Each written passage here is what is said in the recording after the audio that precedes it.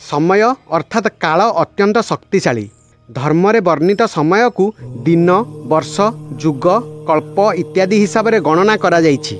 ब्रह्मांकर गोटिए दिन गोटिए कल्प 14 मन्वंतर होइथाए।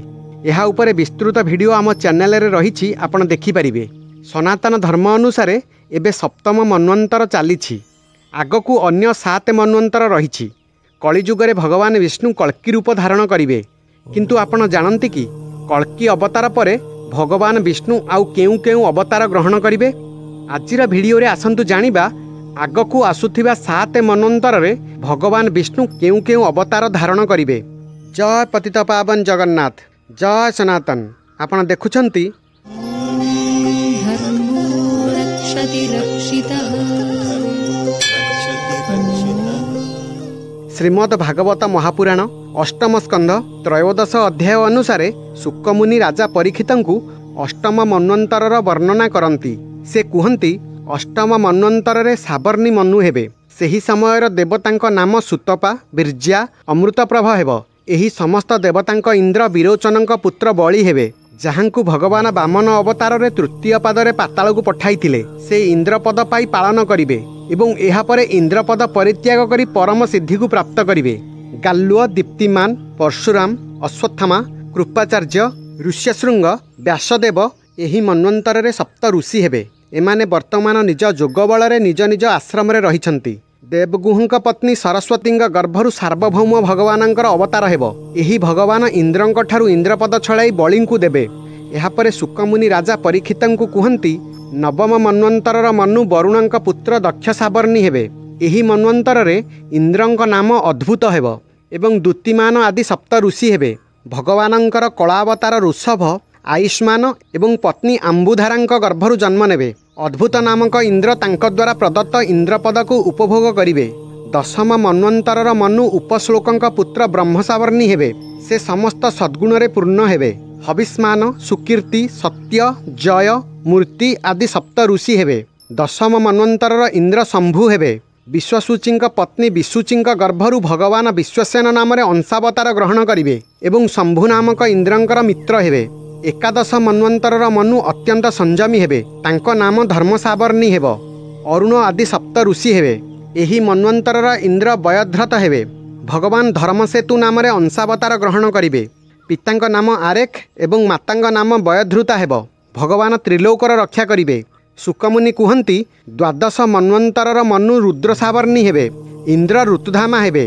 तपोमूर्ति, तपस्वी, आग्राधिक आदि सप्त ऋषि हेबे।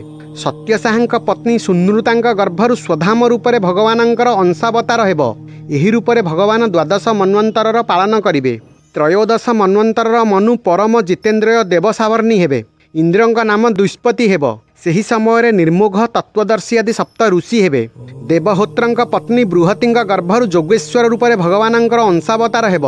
सेही रूपरे भगवान दुष्पति को इंद्रपद देबे। एहा परे शुकमुनि कुहंती, हे राजा, चतुर्दश तथा शेष मन्वंतर रे मनु इंद्र सावर्णी हेबे। इंद्रंक नाम सूची हेब। अग्नि, बाहु, शुद्ध, माघ आदि सप्त ऋषि हेबे। सेही समय सत्रायणंक पत्नी वितनांक गर्भरु बृहद्बानुंक रूपरे भगवान अवतार ग्रहण करिवे एवं कर्मकांडर विस्तार कराइबे।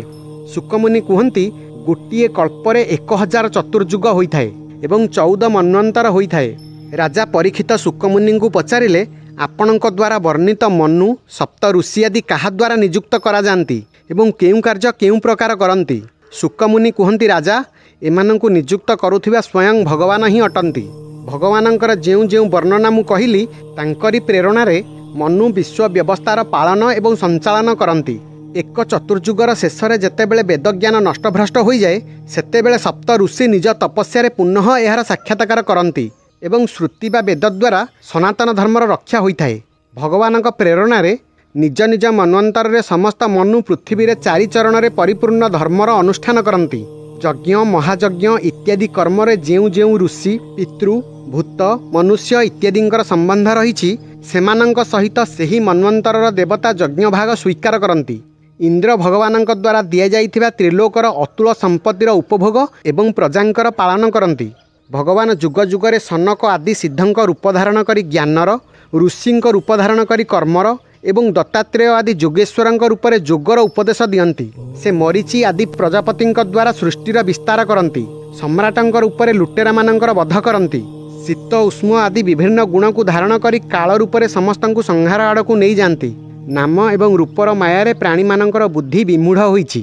ସେଥିପାଇଁ ସେମାନେ ଅନେକ ପ୍ରକାର ଦର୍ଶନ ଶାସ୍ତ୍ର ଦ୍ୱାରା ଭଗବାନଙ୍କର ମହିମା ତ କରନ୍ତି, କିନ୍ତୁ ତାଙ୍କର ବାସ୍ତବିକ ସ୍ୱରୂପକୁ ଜାଣିପାରନ୍ତି ନାହିଁ। ଏହି ପ୍ରକାର ଶୁକମୁନି ଆଗାମୀ 7 ମନ୍ୱନ୍ତରରେ ହେବାକୁ ଥିବା ଭଗବାନ ବିଷ୍ଣୁଙ୍କର ଅବତାର ସମ୍ପର୍କରେ ବର୍ଣ୍ଣନା କରନ୍ତି।